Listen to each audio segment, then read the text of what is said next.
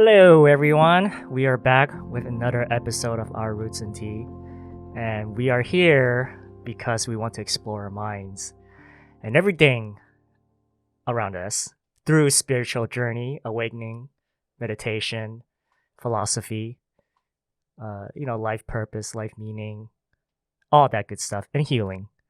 So, before we get to our guest, we are trying out this.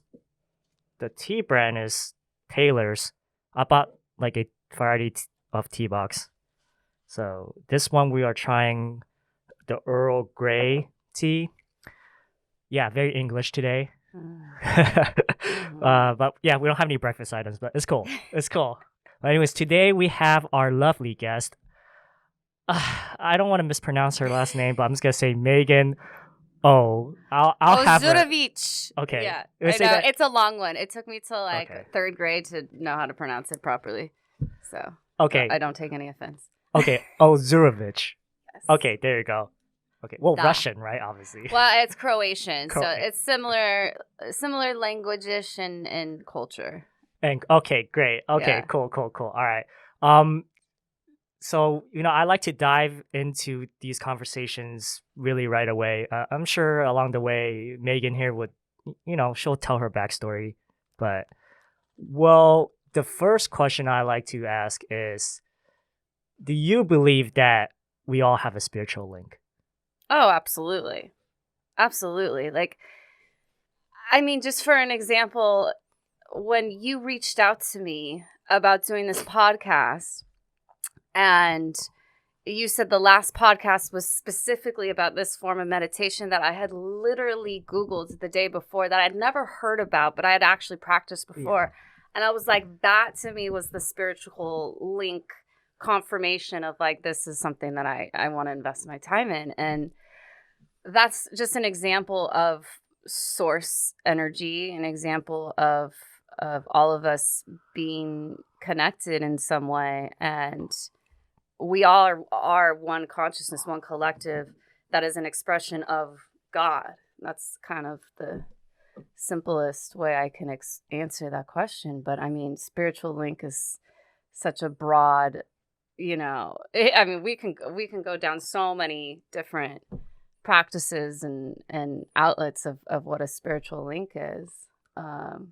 Absolutely. And so I guess just for the listeners, the meditation course or retreat that she was talking about is the Vipassana one. That's the one you're researching. Okay. Yeah. Okay. Yeah, and I actually started practicing it a lot of my meditation in the morning can go from taking a walk to running to doing Kundalini or Vinyasa, but Vipassana was just literally sitting and being mindful of your breath, moving in and out, but then also taking note of your thoughts, which is very similar to the subminds of what we discussed earlier with John Yates. And it allows you to build awareness and mindfulness of all the things that are running through your mind, and it slows down your mind. It makes you be like, okay, I had that thought.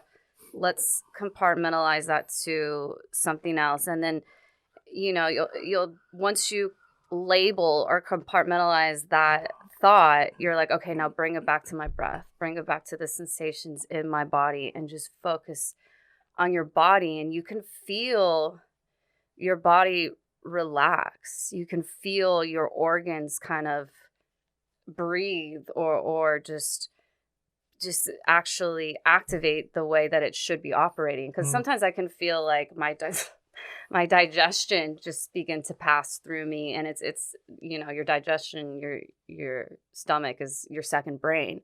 So when I feel the sensations of being like, I could feel a block break open, and a lot of it is spiritual. But yeah, when you told me that this was what you were doing and your last episode was about Vipassana, I was just like really taken back. I was like, another example of synchronicities and the universe and the spiritual links that we have as humans.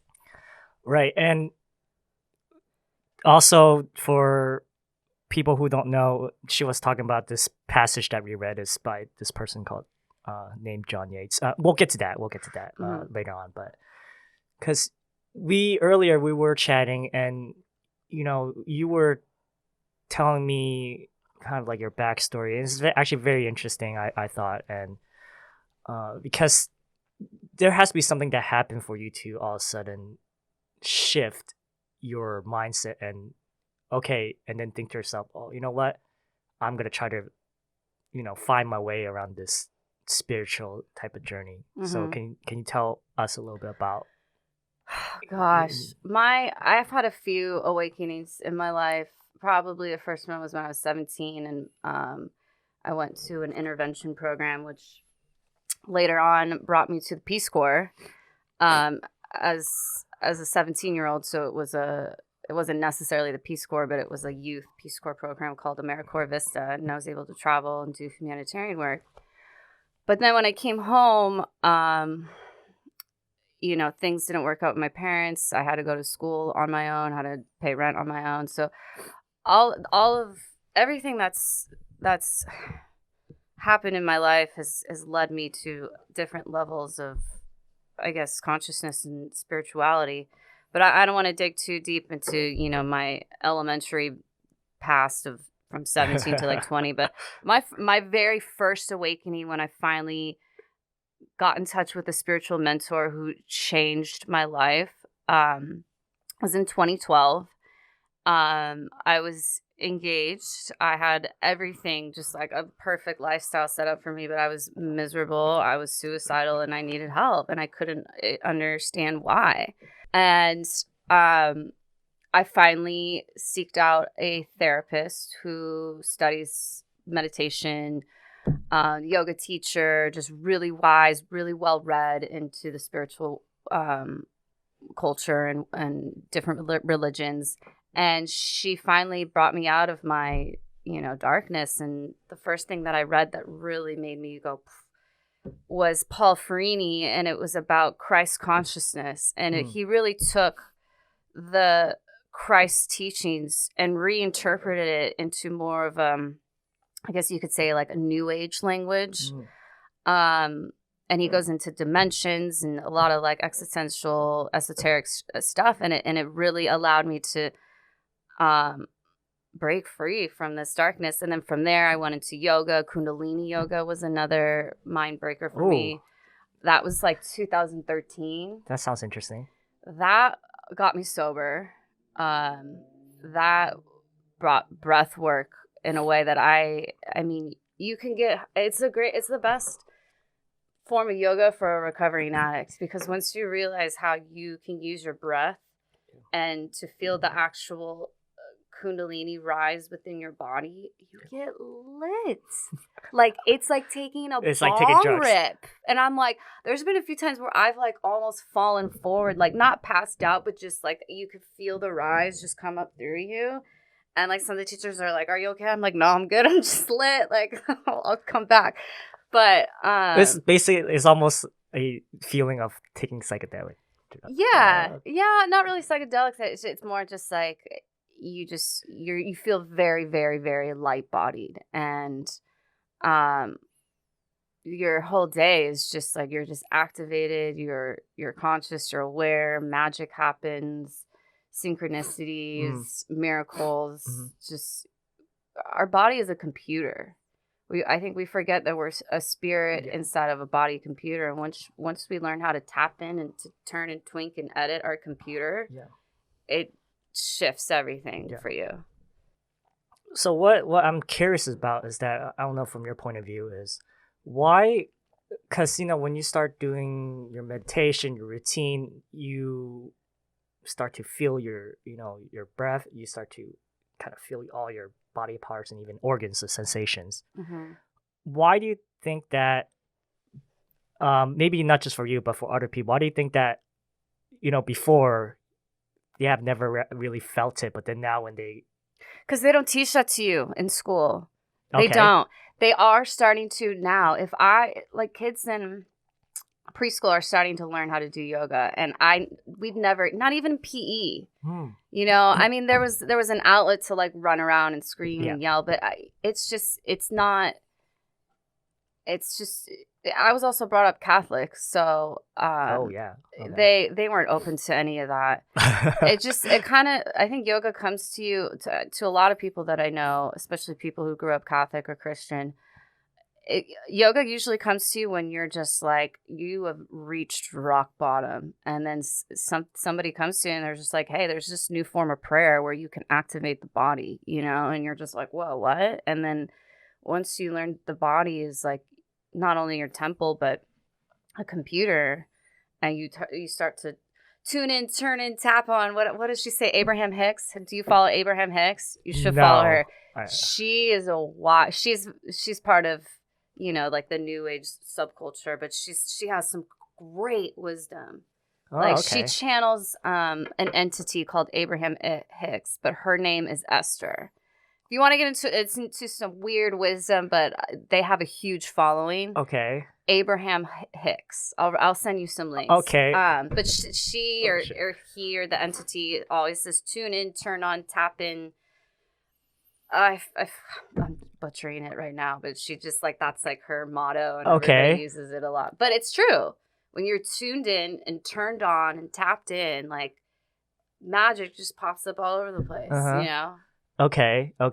What do you you feel God? That's what's more important. Okay. You really feel the spiritual link, the godness in yourself and in others. Yeah. It's not a narcissist. I'm God. It's like I'm God and so are you. And let's create something. Well, it's still a question if this figure called God really exists, right? I mean, we don't know. I mean, none of us know.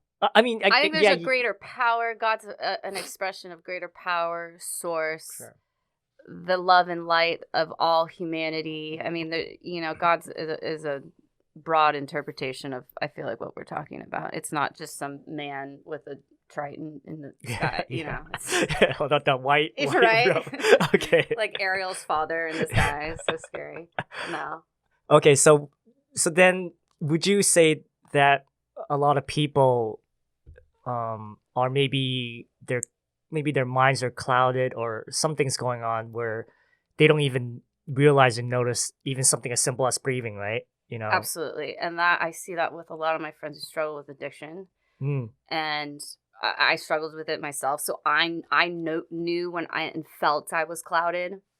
I believe alcohol and drugs are literally designed to cover your third eye, which is like your gut. Third eye. Oh, okay. You want? Okay. Yeah. Tell me a little bit about that. So the third eye is like the pineal gland, and a lot of ancient teachings believe in this gland that allows you to have intuition. It allows you to have this sense of sixth sense.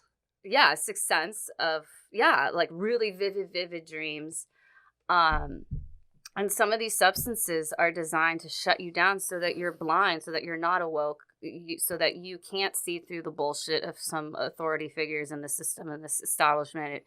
It just shuts you down and makes you, and it also allows darker entities to enter and operate and exist through you. That I've experienced, that I've seen through others. That shit is real. Wait, darker entity? You're not talking about like possession of some supernatural? Oh yeah, I experienced it when I was in my intervention program in Utah. I experienced it and saw it, and all 30 of us witnessed it, and it's real. And this girl was prone to it. She was a satanic worshiper. Okay. She opened up herself to it. I'm not saying that this can happen to you tomorrow. Sure. But I also believe alcohol and drugs allows subtler entities of that operating through people. And I have seen that in myself. There's some things where I like wake up the next morning and I'm like, did I say that? Like, who was I then? Like, and I'm like, it was myself, but I was being operated by drugs and alcohol and just being an absolute little demon. And I'm like, what is this? Well, can you even say that's actually really entity? Maybe it's just like your submind saying something. Well, I think subminds are forms of entities. Forms of entity. Entities that are good and dark, yeah. Wow. Well, okay, so getting back to, the whole witness of possession or whatever. Okay, so are we actually talking about actual exorcism going on? Yeah. Is it really? Do you want to hear the whole story? I Okay, just give me a brief summary, like Cliff Notes. How about that? Well, for starters, she was the bunkmate above me when my first night there. That was the first time I experienced sleep paralysis, which is also from some people is it like the demon sitting on you or whatever? I experienced that for the first time in my life, and it was terrifying. And then I started to realize later on, like 6 months into the program, this girl, we changed rooms at this point, and this girl, same girl, comes in after a really bad phone call with her dad, and she's angry. Like everyone could see it. And I mean, it's just like thinking about it. It's just so. Anyway, she enters the room. One of our supervisors comes in, and this is also a Christian facility, so it's a Christian intervention program. So she comes in, and she's like, I feel like all of us should just gather in prayer right now. And the one girl who came in back from the phone call didn't gather. She like refused, and then she stood in front of her mirror while we're all praying, and she started ripping out her hair, growling. Her eyes glaze over like gray. All 8 of us in that room witnessed it, and we saw it, and we all confirmed with each other. And without any of us saying a word, when we all went after prayer, we went back to our bunks, and we all just kind of like looked at her. She was right across from me, and she was just sitting there like that, and like this, and her eyes were literally gray. This girl had brown eyes. These were vivid gray. And so like a real life horror movie. Yeah, it was. And then I got terrified. I was president at the time, so I took responsibility in being. And one of these girls, this 12-year-old girl who was in the program, was so young to put someone in the program like that, but she used to see dark entities, so that's why her parents brought her in. They're like, there's something wrong with her, so she was hypersensitive to that too.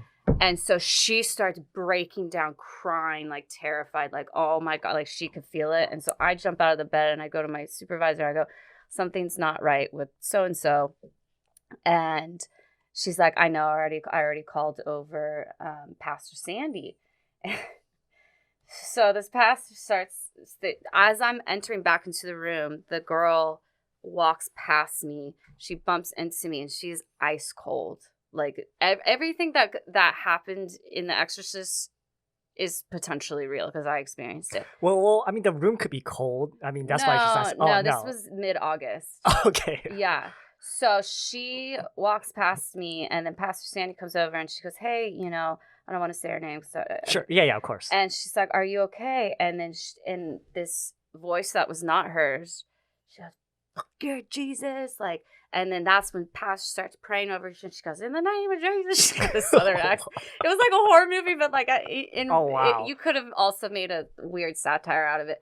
And she was praying over her, and these 2 male staff members from the boys' academy came over, both ex-Marines, and they told us they had to have a meeting with the presidency after this all happened.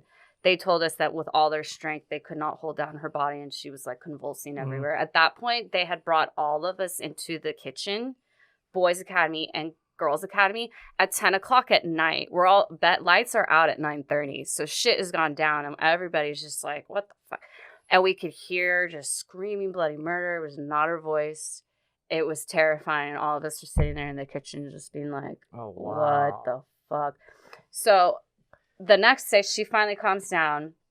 They put her in a room. They isolate her so like someone could watch her. And the next day, she had no recollection of it. She had blacked out. She's like, "What? I went to bed after my phone call." And so then the presidency, me, vice president, and I forget how our hierarchy went. We all had to go and sit down with the directors and owners of the school, and they're like, "Listen, here's the history of so and so." I was like, well, I knew that she opened up to me, and she was like, "Yeah, I did satanic ritual and like killed puppies." And I was like, okay, that's weird. She may be just like bipolar and making shit up. Mm-hmm. And then they're like, "No, this is real because when she'd been doing this since she was a kid. Her mother was a witch doctor. Her mother had her as a stillborn, performed some." And her dad had witnessed this, and her dad is not part of that. This is not made up. This is real. This is real shit. Okay. So they had to like disclose and give us like a full brief on like this girl's history to understand like why she was so open to this. Wow. It gets weirder. So they're like, her mom was a witch doctor. She had her as a stillbirth, performed some, ritual on her and brought her back to life. Her dad, who's like a businessman, witnessed all this. They're like, this is not made up. This is part of her record. This is part of the reason why she's here. And I'm like, why are you guys taking people in like this and get like terrible? I was like angry at the time. Yeah. I was like, she should not be here. This intervention program is not qualified to It's not right for it, right? No. Yeah. And so, and then they continue on. And I remember her having really, really bad headaches all the time to the point where she would vomit a lot and she'd have to lay down. And they're like, part of her headaches is unexplained because when a doctor's asked her to, she's had headaches her whole entire life since she was a kid. Doctors took MRIs of her brain and there's literally an unidentifiable black orb just sitting in her brain. And they're like, we don't know what to do. They're like, it's not a tumor. They did everything. They're just like, there's just an unexplainable orb. So all of this information, the school had to take in to know like what kind of issues are we dealing with here. And I think they were totally unqualified for it. Sure. Scared the shit out of all of us kids who were just like drug addicts, Yeah, just like not hard, but just like rebellious teens. And like this girl needed serious help. Do you think that maybe some of the witnesses went back on drugs and then kind of just hallucinate, or everyone was sober so they witnessed everything and it was real? And what do you mean afterwards? Well, I mean, because like during when this girl had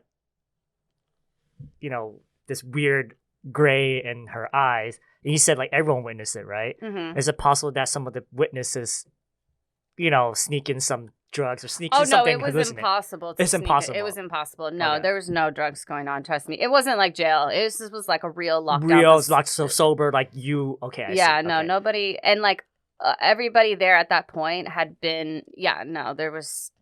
I would have trust me. I would have known if there were some drugs floating around because then there was only 24 of us. Oh, got it. So if there was if that was going down, it was revealed real quick. And girls don't keep their mouths shut, especially when they're bored, locked up. Oh okay. Well, okay. I hope this girl is okay with you telling this story. I don't know if she'll come back for you or something. No, well, that's why I didn't reveal her name. But okay. That's okay. No. But... I mean, yeah, I learned a lot from her. She was a really interesting character, but to this day, I don't no clue where she. Okay, and then so you believe that is because, I guess going back to the third eye. Well, I wouldn't say concept, but let's just say, She opened herself up to it. Maybe her mom exposed it to her from early on. I think it has a lot to do with her mom. So she's really a victim more than anything. So then it just got tainted in a way. She just came out really tainted and when you're working with dark arts and dark magic and you're exposed to it that early on. When you're 17 years old, I mean, how old was the girl in The Exorcist? She was young. She was like 18 or something. Oh, younger than that. Maybe, yeah. So, I mean, who knows if she had other episodes, but... Sure. Okay. And then, I mean, of course, with the tainted, with the third eye, possession is just one part of it. I mean, of course, drugs and depression, that all is sort of like another form, right? Yeah. It's a symptom to those entities influencing you. I don't feel like you're fully possessed. But I also believe it comes from childhood trauma. It's not like there's these little negative fairies floating around you trying to like fuck with you. I think it comes from childhood trauma. Like that girl, she had trauma from the minute she was born. Yeah. So, I think depression and alcoholism and addiction really comes from just unhealed trauma. And it's common. It's far more an epidemic than anything else. Right. But it's I have seen a lot of my friends suffer from it, pass away from it. And there were times where I'm like, you're not operating from your light source right now. Like I know you when you're either less or more sober, and the way you're acting right now makes me feel like you're being. Sure, right. And it's just you're being influenced by something that's not you, and it's not pretty, Okay, and for your personal experience, that's kind of how you felt like when because you talked about you had addiction too, and then you felt like you were somewhere else too in a way. Oh yeah, okay. Oh yeah. Like I mean, I'm a year clean in January, and the person I was a year ago is not me. Scary, embarrassing, and and I had lapses of where like I'd recover and then I'd spiral. But late 2019 was probably I had a few friends die. It was dark. I had a few friends die, and then that spiraled me to drink more. And oh no. Finally, I lost a job for the third or fourth time due to alcoholism. And I was like, you know what? I think I need to get my shit together. Yeah. No, that's good. That's So, okay. Lucky we're drinking tea because Yeah. this is pretty dark stuff. It's weird because I've known you even before or around 2018, maybe even before then. I didn't seem like you were. We hide it very well. Do you? Okay. It didn't seem like you were. I guess the term would be batshit crazy, but Yeah, no. I never. I'm pretty good about coming to set clean, but like a restaurant job where there's alcohol, it's like it's setting yourself up for some. Yeah, setting yourself up. Debauchery. Yeah. Okay. Wow, that is crazy. And you believe that meditation or yoga or whatever those forms of exercise or techniques is a way to kind of purify your mind. So it's almost like having holy water in your mind kind of deal. Well, you detox all the garbage. You detox all the garbage, calcifying your pineal gland. A lot of the foods and the waters we drink are designed to calcify our pineal gland. That's why I try really hard to eat healthy as much as I can. Oh, so even the bottled water I brought in. Well, that bottled water, I don't know. It may be suspect, but okay. But Too late. I like drinking the alkaline waters, that stuff like that. But I mean by water, like straight tap water with fluoride in it. Fluoride's designed to calcify it. But meditation and exercise and detoxing the body just is the remedy for that. So, my favorite form of yoga is Kundalini, and maybe like a Kundalini Vinyasa flow. Like Vinyasa is like great on the body, but Kundalini is like really good with the spirit and the mind. But there's also like Kriyas that you can do, like really kind of Vipassana type of meditations where you're just sitting in stillness, but you're either chanting or doing Kriyas with your fingers and chanting. And sometimes when I first started doing it, it felt really like annoying and redundant. But when you're like 2 minutes in and you're in that flow, you'd be surprised how your body feels. The thoughts that come to your mind were like these revelations where you're like, why didn't I think of that before? That's like thoughts of like, I should do this.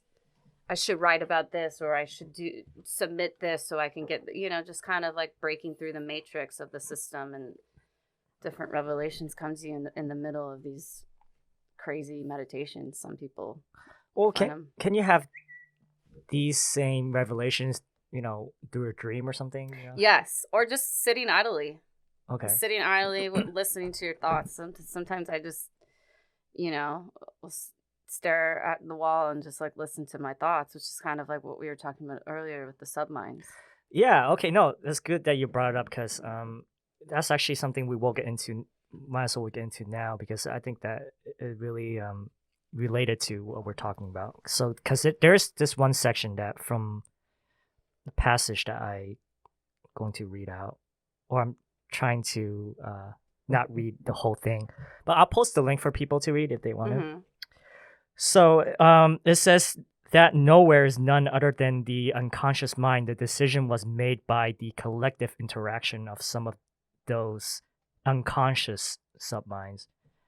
After the conflict has been resolved comes the thought, I have decided. In all these situations, the narrating mind just takes the ongoing flow of information in consciousness and organizes it into a meaningful story, attributing everything to the imaginary entity called I. Yeah. So I don't know. I mean, you read it. I think I did. I remember reading that a few times too, because I was like, oh, it's sophisticated language, but there's a lot of truth in it. I feel like what it is when you sit in mindfulness and you listen to your thoughts, you'll have different thoughts. If you are more self-aware, you can hear the thoughts of consciousness and source of light that are saying, you can do this. You can manifest this. You have the tools and the powers within you. And then you have the thoughts of doubt that are like, Megan, stop being narcissistic, or Megan, like, you don't have this experience. Look at A, B, and C. And then you got to take the time to like reprogram these negative thoughts and be like, no, don't listen to them, and actually trust in your process and move forward. And I think that's when you have the back and forth discussion in your head, all these attributing voices then become consciousness, and you're like, okay, I understand this doubt, but this doubt is a source of maybe this childhood trauma of my mom saying this, or this bully saying that, and you have to remove that voice and be like, this submind isn't helping me right now. And I that's kind of what I took from the article overall, was like listening to that, listen to the voices in your head, listen to them, but then also like identify what is of source and God and light, and what's of ego and doubt and fear, really. That's actually a funny observation. The reason why I say it's funny is because we understand, this is kind of what happens when you sit alone with your thoughts and you meditate. But the thing about the society is that when you tell people like, oh, I'm listening to these voices in my head, I'm interacting with these voices, they think you're crazy, because they think that you're having hallucinations, whatever, right? That's the problem is this society kind of pins you down as you're just a nut job. What are you hearing your voices for, right? It's kind of crazy. It's sort of funny, actually. I think that's just a trick that they play on us, and it's making us feel crazy. And when really that's just self-awareness. That's just knowing that there's so many thoughts and subminds flowing through you. And to ignore those voices is to ignore your power. I think that it was total bullshit from day one. But if you have a voice, let's say, for instance, this man on the bus, another story, has voices, but he's like having the conversation out loud to the voices in his head on the bus. Maybe a little slightly, he might have something. I don't want to say he has something off, but it's something that isn't of the norm of how you would act on a bus. However, he's having a conversation. I mean, I don't know who he's having a conversation with, but that I think is a little kooky rather than having self-awareness. But you can also argue that maybe in his eyes, in his norm or standards, that's normal to other people. Sure, but he's brave. I mean, I wish I had the bravery just to talk it out on the bus and no one would look at me weird. But the way he was having a conversation though was like he sounded angry. He sounded like he was talking about racism. It wasn't like, well, I think I should do this because this is better for my life. It was more like he was arguing with like multiple minds. So I mean, that was a little worrisome, but sure, but that's still a good thing because you're working things out in your mind, and because going back to that is, I mean, part of it is that we fear people are judging us, right? We have fear of judgment, and that's why we don't act a certain way. But who's to say that, however, these normal standards are really normal, right? Because you mentioned how there's a lot of times, I'm sure, we're being brainwashed by media, being controlled or brainwashed by all these other influences, right? And that's why going back to the third eye, I mean, where most of them are kind of like, most people have kind of a tainted third eye or even just shut because of it, right? So you could make that argument that's the case. I mean, maybe his third eye is just so wide open and he doesn't care about judgment. It's a possibility, and I hope I hope it is. You hope it is. Okay. But that's so true. It's, as humans, we're always worried to be judged. But I do sometimes talk to myself in my bedroom, but I definitely don't do it on the bus. I'm not on that level yet. Right. I'm still concerned I'll be judged. Well, do you have roommates, first of all? I improv a lot with my cat out loud, and I know my roommates hear it, but they're like cool with it. But I do sometimes. I'm like, Megan, you're acting a little kooky. Like, reel it in. Like, nobody wants to hear your imaginary conversation with your cat. Like, stop. Well, but you can tell them that you're just rehearsing for a part. So that's true. Yeah, I'm always rehearsing for. Yeah, so you can. Yeah, exactly. Okay. It's that's another thing too, is that I don't really talk to myself like you do. Not to say you're cuckoo or anything, but yeah, that's okay.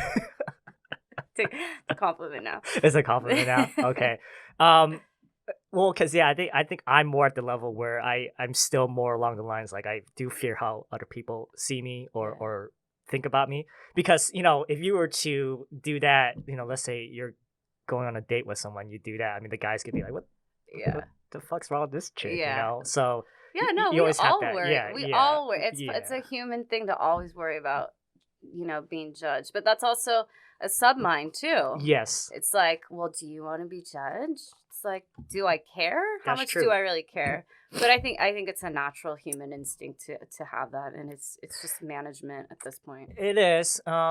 Yeah, but it is part of submind, but it doesn't help that all these external factors kind of feeds into it and almost balloons to something bigger than it really is, right? Because our minds like to play tricks on us, and because I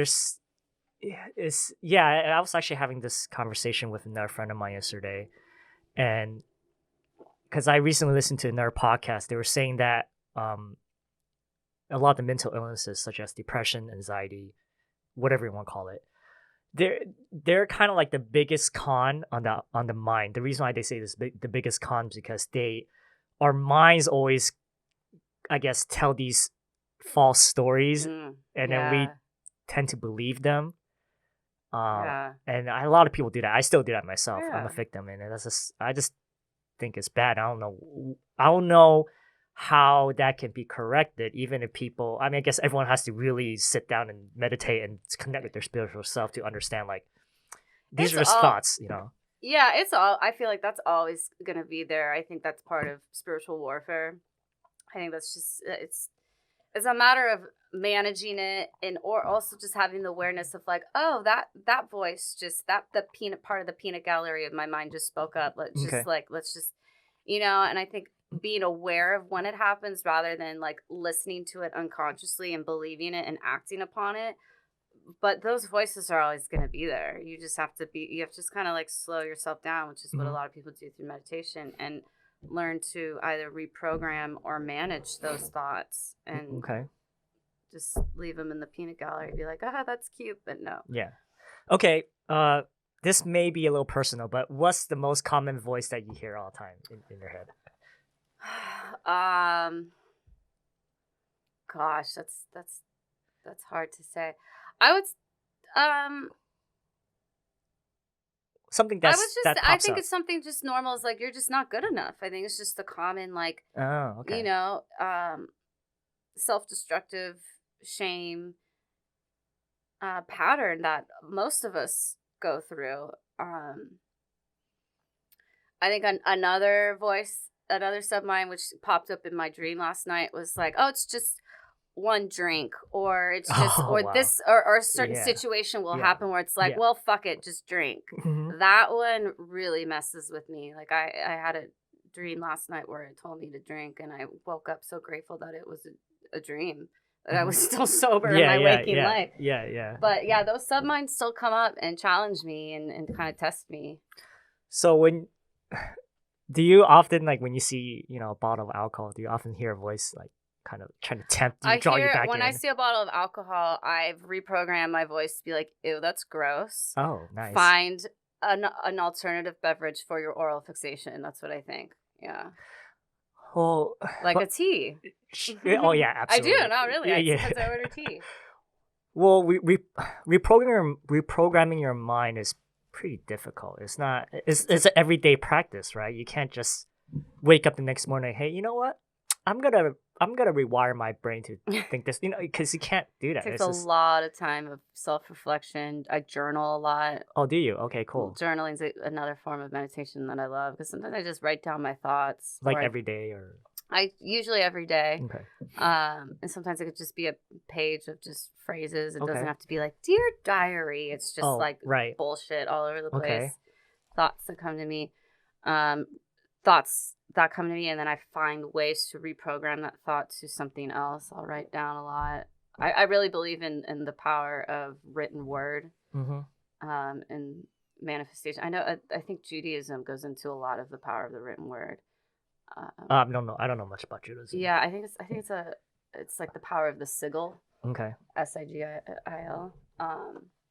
That's helped. That a lot of journaling has helped me reprogram. Okay. Well, okay. So, but I mean, I'm gonna backtrack a little bit because you mentioned that you come from Catholic family background. I mean, but you're not religious yourself. I'm not religious. Yeah, I just have a broad spectrum of expressing okay. spirituality. I listen to a lot of podcasts about how all the ancient religious myths are kind of one and the same, just a different cultural interpretation that I believe in. But I believe in Christ consciousness. I believe in Buddha consciousness. I believe in Muhammad consciousness. I believe in anything that's just like, if it's from source of love, light, God, and healing humanity, I'm down with that. Anything that's like dark arts, which is basically taking ancient esoteric beliefs and inverting them using the power of them that were originally created as for source and light and love, inverting them using that technology and using it towards obviously bad things. And a lot of people label it as the dark arts. Sure. Or chaos magic. Yeah. That's interesting because all those religions you listed, right? Buddhism, Judaism. I mean, how come those are more attractive to you than say, Christianity or Catholicism or? It's not that they're more attractive to me because it was the beliefs of Catholic and Christianity have been ingrained for me since day one of my life. And you don't believe in any of that stuff. Well, I believe in I believe in it in a story-like manner and in a symbolic way. I don't think it's actually literal. I believe in Christ as I believe in his teachings. I believe in Buddhist teachings, but I think the reason why I'm more into Buddhism or Hinduism or Judaism is just because I'm curious, because I was never taught it as a kid. So I'm just like, oh, here's the similarities there of what I learned as a kid. And here it is again, blah, blah, blah, so. Because growing up as a kid, you probably went to like a Catholic school, right? Yeah. So brainwashed. Yeah, but I never was down with it. I always thought the rituals were weird. This is the 90s. Of course, the priests are fucking creepy. What's a ritual? I don't know. The Catholic Church. I'm going off topic a little bit. It used to be in Latin with my parents' age, and then they switched it over to English. But I remember asking my mom, I'm like, why are we eating Jesus's body? That sounds gross. Huh? Why are we drinking his blood? Like the ritual is communion is to drink the body and blood of Christ, but the body is this really nasty wafer. Like it tastes it made me sick after I would eat it. It would make me really, really, really hungry and like upset stomach. And then the blood, of course, is just wine.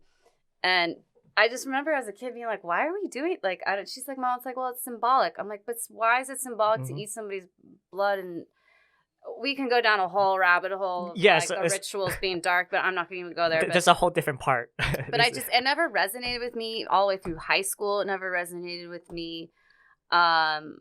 Even at my intervention program, I had the best acting moment of my life. I knew that if I submitted to the program, I could potentially get out early, and I did, which is it allowed me to go to the Peace Corps. But they instilled in us to have this program of like certain biblical things, and I just I just went along with it, but I didn't fully believe in it. But I had a passion for helping humanity, so I was like, okay, so playing along, fronting along with the program and saying I love Jesus has got me to this. But later on, when I had my mental breakdown, and my mentor brought me to Paul Farini, Christ consciousness, and he reinterpreted Christ's teachings into this whole new way of explaining it through a New Age culture, or even interpreting Christ's teachings from like Buddha or Hinduism, and he broke it down in such a different way for me, where I was like, oh, okay, the Bible's cool, but it's just the interpretation of what the Bible is right now is a little outdated. Okay. Yeah. Sounds like you're quite a rebel then. The Book of Revelation, though, and that was my favorite one, because it was like I'm reading what was happening in the planet in front of us, and all the different symbolisms, and like it's kind of like the investigative book of the Bible, because you're trying to interpret it symbolically, but then you're also trying to see it happening in front of you in the world. Okay. And Book of Revelation, who's the writer? Because I mean, I'll probably post this in the show notes. That's a good question. It's been so long since I reviewed it. I want to say it was like Timothy. The Book of Revelation's in the Bible. It's the last book of the Bible. It's the last book of the Bible. But it talks about the end times. It goes into a lot of the shit you're seeing in the world around you. But I can't. I can't. I'm spitting on Darren on accident. Sorry. I can't. I wish I had it in front of me, but I can't. I can't okay. Bible thump for you right now. No, it's okay. Yeah, I mean, I'll probably look some stuff up. I mean, because any of the helpful information here, I'll post it in the description, so for people to look up if they're curious and stuff. But this is just a curiosity question. It was kind of related, but how do you ever talk about these topics of your family based on their background? Like I was kind of interested in, or curious on their reaction when you tell them. So my dad is really against the New Age culture. He thinks it's stupid. He just thinks it's like it's a slippery slope into the dark arts, and I understand that. And then my aunt and my mom are starting to open, and my dad also does yoga, but he doesn't see the interpretation of yoga into Christ consciousness. He thinks it's completely separate. But my aunt and my mom are starting to understand that my interpretation of spirituality is all encompassing, and it does include Christ as my homeboy. Yeah. But my dad is like not buying it. He's like, no. All right. Interesting. Wow. So he just rejects the idea before even considering.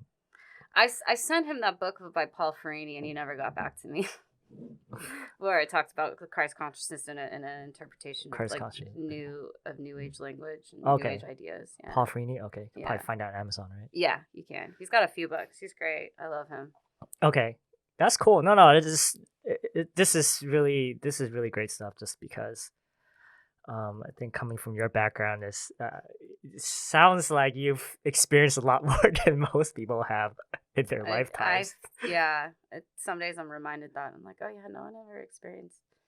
And then because you have a big family, so everyone in your family is religious too, right? Yeah, to an extent. I don't think they like actively go to church every Sunday, but they have beliefs. They're pretty well-rounded, good people,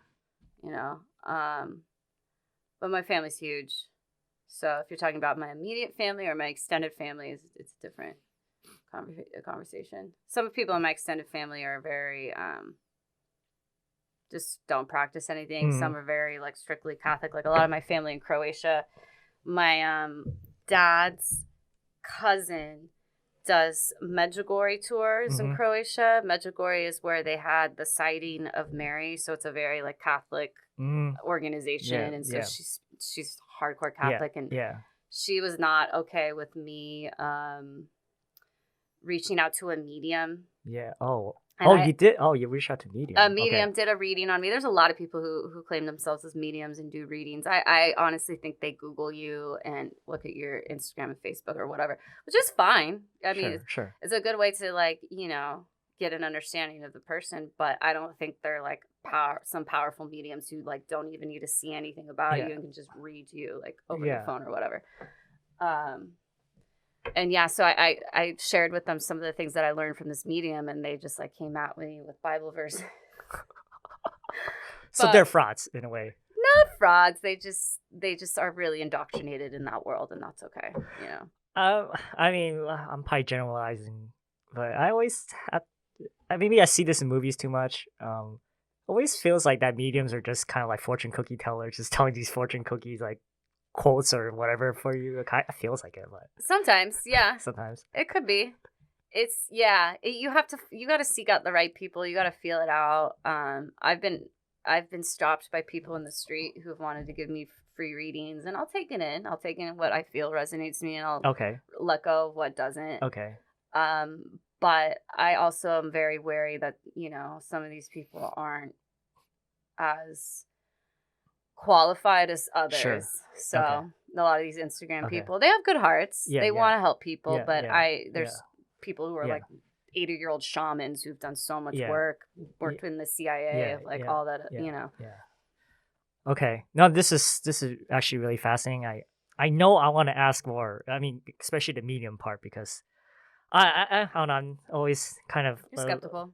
A little bit. Yeah. Just, or I mean, maybe I've never tried it, so I shouldn't say anything, to be honest, until I try it. But but anyways, every time I hate doing this, but I always have to wrap it up because it is getting close. That's okay. Let's wrap it up. It is getting close to that time at the studio here. So, but yeah, everything that we've talked about, I'll, once again, like I said, I'll post it on the description for people to read or research on if they like. And, I'll also include, Megan's social media, Instagram here. She has a lot of delightful posts. I do. Yes, I have some crazy posts too. So yeah, but she's not really that crazy. Just to let people know. Yeah. Just a little different. That's all. Exactly. And there's not going to be a lot of selfies. So if you're looking for selfies, it's not going to happen. There's a lot of silly memes. That's what I try That's to great. do. Cool. Great. Well, now thank you very much, Megan, for coming on. It was a lovely conversation. I'm sure we will have a part 2 of this. I would love that. Pretty soon. Who knows? Yeah. But anyways, thank you everyone for listening, whoever's out there. And keep meditating, keep exploring your minds. Yes. Keep pushing. Yep. Stay strong. Trust yourself. Carry on. Yep. The force is with you. Yeah. Oh God, so nerdy. Okay. We'll be back next week. Goodbye, everyone.